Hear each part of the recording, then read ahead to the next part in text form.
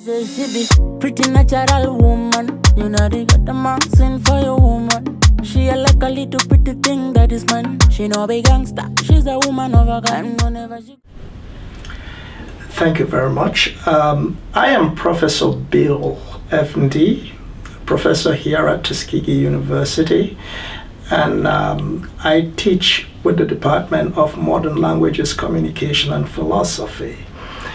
I am the Director of Student Engagement Initiative and Coordinator of University-wide Honors Program, as well as Chair of the Faculty Senate and the coordinator of the University Interdisciplinary Seminar Series. And today we are delighted to be talking to our aerospace and aviation engineering female students in a bid to celebrate the Women's History Month. It is my delight to have Miss Eden Davis. Miss Eden Davis, who is a sophomore or a freshman, a sophomore. Okay, studying aviation science. All right.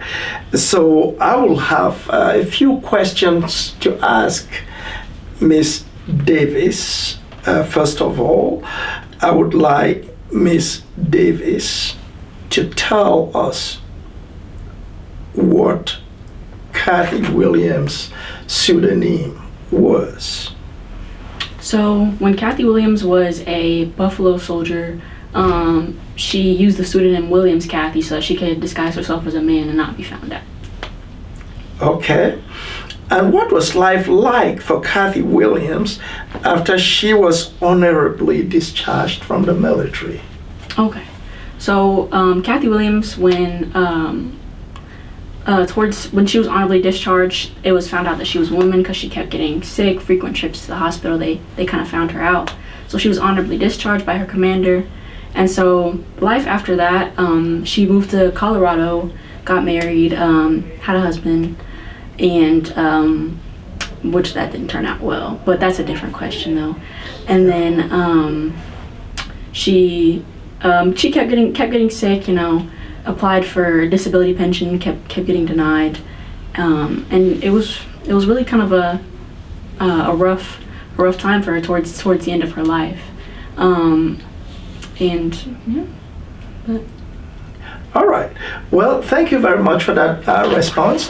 And I am just interested in asking you one last question before I leave you. You know, in this day and age, it is not very easy for young girls to be attracted to the field of sciences or engineering, and talk less aviation science or aerospace engineering. If you were to talk or to encourage a baby sister or some smaller, younger girl to like and study aviation science, what will you tell them? So I would say studying aviation science or engineering is really all about grit. So really being able to, you know, kind of stick it out and be able to really, you know, finish your degree or really get deep into your studies, you have to have grit. So I would say that's something that's important to have. All right. Thank you very much. Yep. That's great. And happy Women's History Month. Happy Women's History Month. Thank you. I am delighted to be here with Miss Nia Caesar, aerospace engineering major and aviation science double major. Wow, Tuskegee is doing something for us. I'm delighted. I just would like to, you know, ask you a few questions. I know when we talk of engineering, it is not an area where women flock to, and talk less of aerospace engineering, there are even fewer women. And I would just like to find out from you why you chose this career path. Well, I chose aerospace engineering because I've always had a passion for astronomy. When I was younger, I used to go to the library and always pick out every astronomy book and read it back to front. I loved astrophysics, but as I got older, I started looking at engineering as a career path because I loved to create things and build. I've always been very artistic. So I decided that aerospace, astronomy, and engineering would come together really well. And also, I've just had an interest in rocketry my whole life as well. Wow, that is great. Sounds like you're somebody who would really like to see this world differently or to change the world. How do you see yourself changing the world with your career path? I believe that as somebody that came from a very theatrical background and somebody that did a lot of drawing and singing, I'd be able to bring in a creative side that engineering doesn't often see. A lot of the time people do engineering and they think about the mathematics and the very technical side, which is true, but I believe that it needs creative people. And with that creativity, I'll be able to help people see beyond what we can see with our own eyes. Wow, this is wonderful. This is wonderful. I'm really interested. Listening to you, I'm like, wow, what would you tell a little girl who is so confused about what the world thinks of engineering? And your perspective is bringing in this creative side. What will you tell that girl to encourage them to follow the path, the career path that you are following? I would tell her to make sure that she knows that she can do it. She might not believe that in that moment. I know I didn't when I first applied for aerospace engineering at Tuskegee, but you will be able to do it. You'll get everything that you need, and it'll come to you. All right, thank you. And one last thing before I let you go, right? Do you think the Tuskegee Aerospace Engineering Program and Aviation Program has encouraged you in any way, shape, or form since you came here to continue in this path? If so, how did they do it? It definitely has. Tuskegee has a really great alumni connection, so it's helped me connect with people that already have those degrees, and I see that there is a beautiful life when you get the degree, and that you can really do a lot and change people's lives and change the way that they view engineering once you get it. It shows me that I can keep going. Okay, thank you very much. And I'm delighted to hear your Tuskegee story, and I look forward to the greater things and accomplishments that you will make in this life.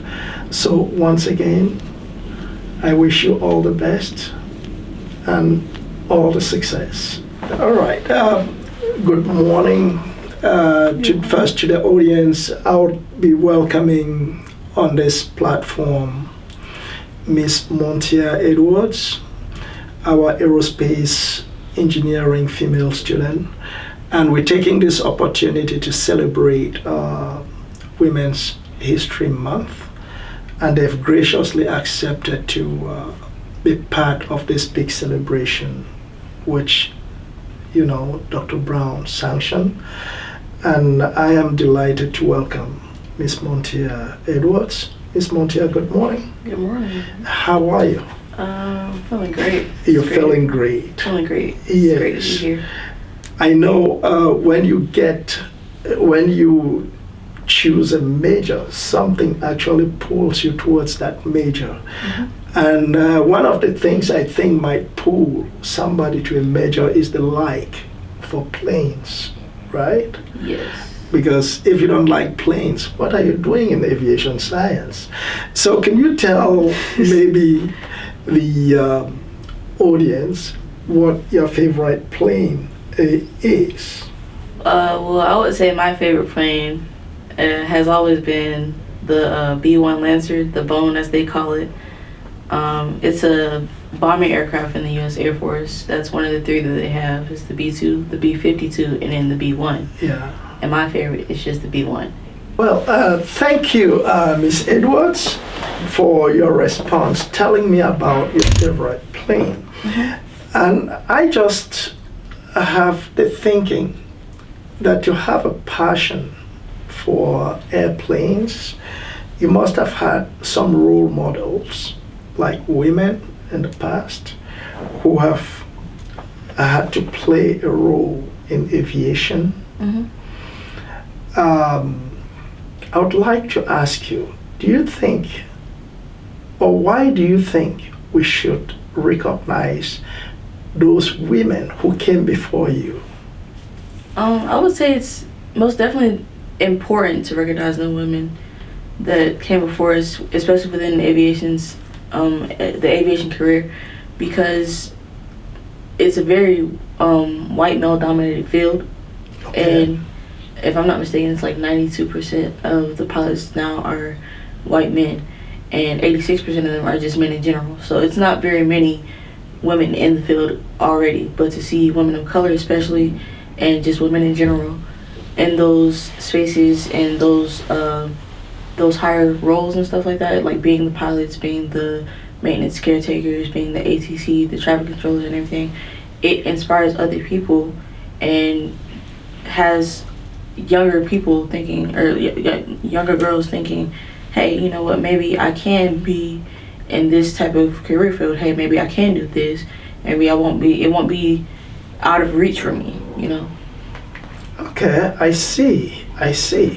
Thank you very much for that reflection, which I understand you are standing on the shoulders of those women. They allow you a shoulder to stand on and hope to follow in their footsteps.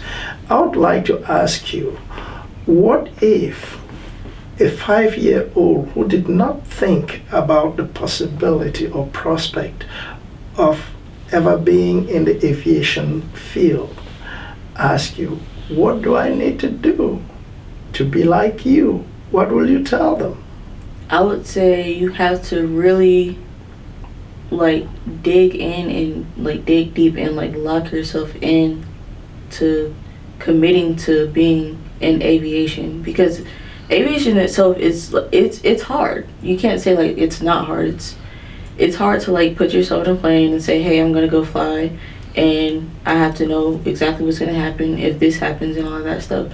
It's hard to know all those checklists and all this stuff and all the priorities and everything. There's a reason that not many people are pilots, and that there's so many checklists and check rides and so many standards and stipulations that we have to uphold. But it's not impossible for you to do that. And all you have to do is just make sure you cross your T's and dot your I's. Make sure you know all your stuff. It's not a matter of who you are. It's just what are you gonna do to get to where you need to do. All right, thank you very much. You talked about aviation being a male-dominated area and a predominantly white-dominated area.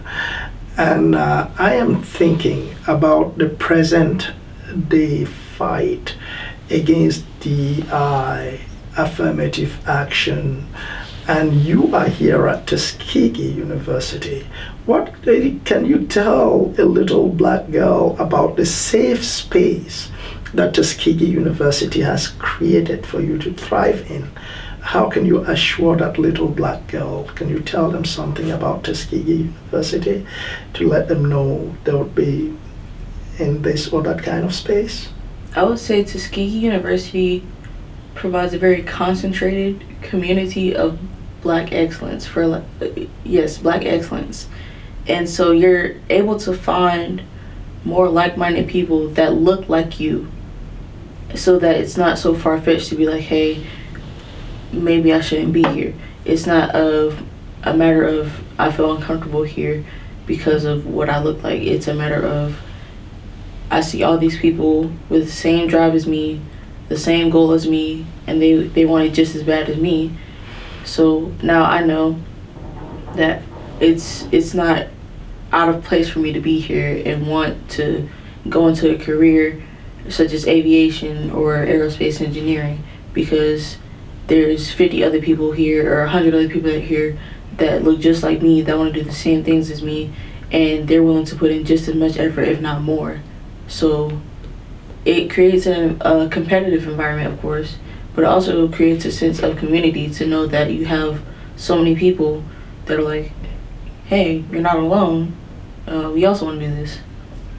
Okay, thank you very much. And what can you say about the faculty and the administration? Just say a word or two that you think, are they doing the right thing for you, or because you've given me the student's perspective. I just want to know, the audience would like to know how your faculty, they handle issues with you. Can you just say a thing or two? The faculty here, they're definitely gonna hold you to a standard, and it's they have a reputation to uphold for Tuskegee, because they definitely have a reputation and everything, and it's more so just they're not gonna hold your hand and walk you through it. They're gonna give you everything you need to succeed, and it's up to you to put the pieces together and make something great out of it.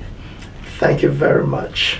And I hope with that experience you would aspire one day to transmit knowledge to come back and be one of our professors, right? Yeah. Thank you very much. I'm Professor D, again, coming to talk to one of our female aviation science student here at Tuskegee University. And I have the pleasure to talk with Miss Magina Cobb, who is a freshman aviation student. Sorry, it's Cobbs. Cobbs, okay, thank you. I would like to ask her a few questions. Miss Magina, welcome. How are you? I'm good. How are you? I'm doing great, thank you. I would just like you to tell our audiences how your experience at Tuskegee University in your first semester has helped shaped who you are presently. I can definitely say that it helped me lean into my faith more, only because like I came to school, you know, with somebody who used to be my best friend.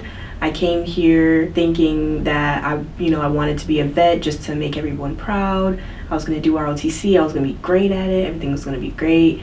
And then all those things came tumbling down when I ended up not necessarily doing something that made me happy, and I'm no longer friends with the person I came here with. I had a hard time making friends because I didn't come with an open mind, but that helped me to lean into God and just, you know, depend on Him to bring the right people to me and make sure that I have those experiences and be able to step out in boldness and not just be afraid to do, you know, certain things. So.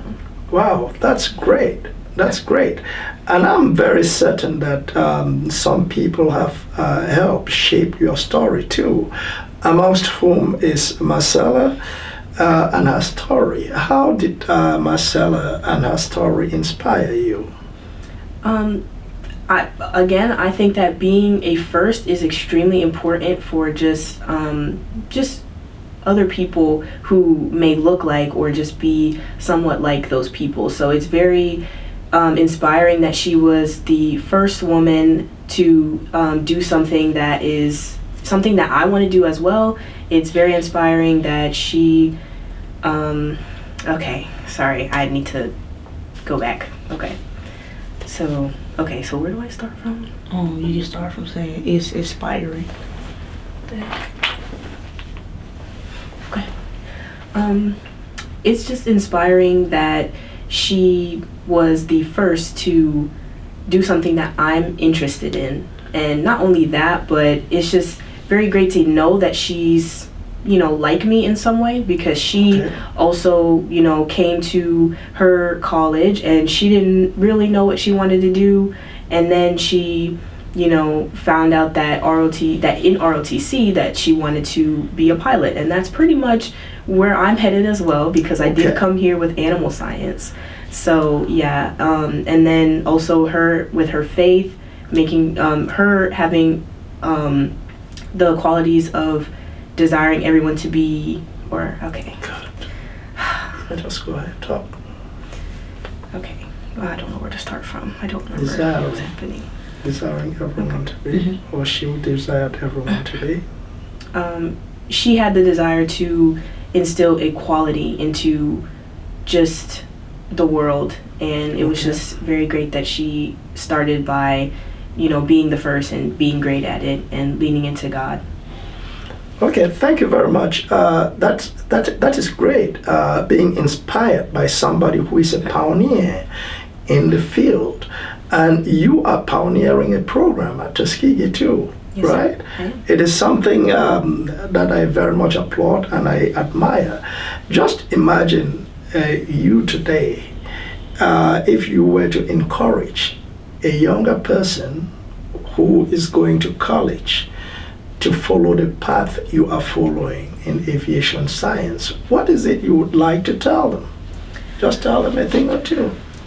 I would tell them to, first of all, come with an open mind and just come knowing like who you are and knowing that, what you're doing is something that you're actually interested in, and that that this is what you want to do for the rest of your life. Like, find that thing that you could do for the rest of your life, and everything else will just come natural, because you'll never feel like you're doing something for no reason. You'll never feel like things are just getting out of hand, and then it's all for nothing.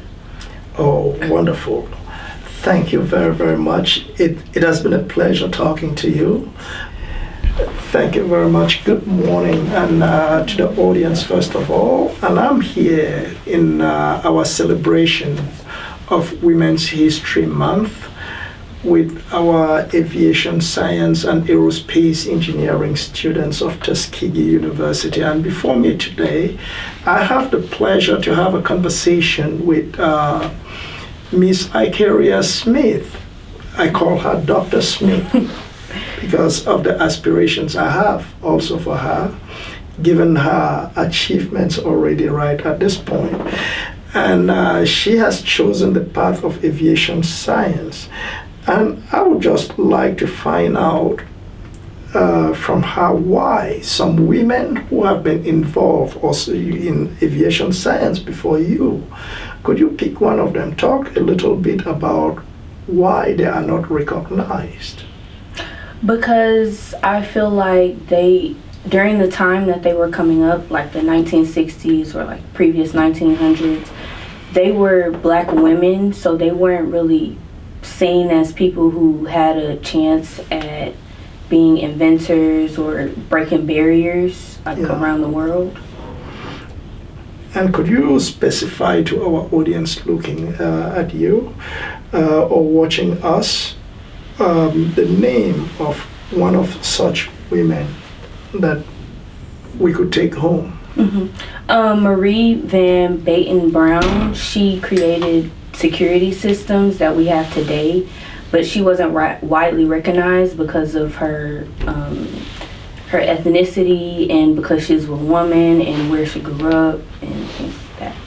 Okay, talking about that, could you really talk how her background as a nurse influenced her approach to security and safety issues?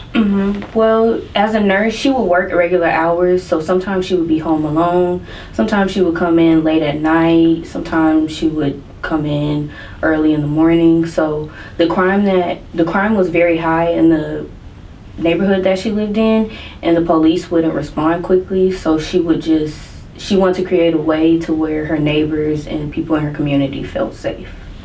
Wow, this is impressive. And I understand you are standing on her shoulders. You take inspirations from her to be a pioneer, because the aviation science program is a pioneering program at Tuskegee. And the fact that as a woman you're pioneering and understanding the challenges, I would just want to ask you one or two more questions before I release you. And the question is Tuskegee, we know it's an HBCU. Do you think it has created a safe space enough for you to thrive in as an aerospace engineer and aviation scientist? Could you talk a little bit about how Tuskegee's done that for you. Yes, well, as a transfer student, I felt kind of nervous coming here and starting the aviation program, but I felt with the help of my aviation peers and my professors, I feel like I'm getting a better understanding of the aviation lifestyle and creating a way to break barriers. Wow, this is interesting. Now, I would just like you to imagine a scenario where there is a young black girl growing somewhere on the continent or somewhere in the diaspora. I mean, like in North America, in Britain, in the Caribbean, or even as far places as Russia. Just imagine that little black girl struggling in a society like we're struggling with now. You know, there is fighting about DEI, they're trying to drag it down, affirmative action is gone, and they're telling us everything about wokeism. Now, can you tell that little girl just looking at you, right, what they need to do to take courage to maybe come to Tuskegee or go to another place that is like Tuskegee? I would tell them here, going to Tuskegee and doing the aviation program, I feel like it is better because you're with your people and people who will understand you versus going somewhere else. People don't really understand your background, don't really understand that when you maybe get this degree, you might face a different challenge than them by getting a job or working somewhere. So I would just tell them, don't let anyone like deter you from what you want to do. Do what you want to do. Don't let anyone drag you down. All right, thank you very much. It was a delight talking to you, Miss Dr. Icarius Smith. You are my doctor, and I know I'm forcing you to take a pledge that you'll have to complete that doctorate, right? Yes. Okay, you have a blessed and wonderful day. You too. Okay, bye-bye. Pretty natural woman, you know they got the man sing for you.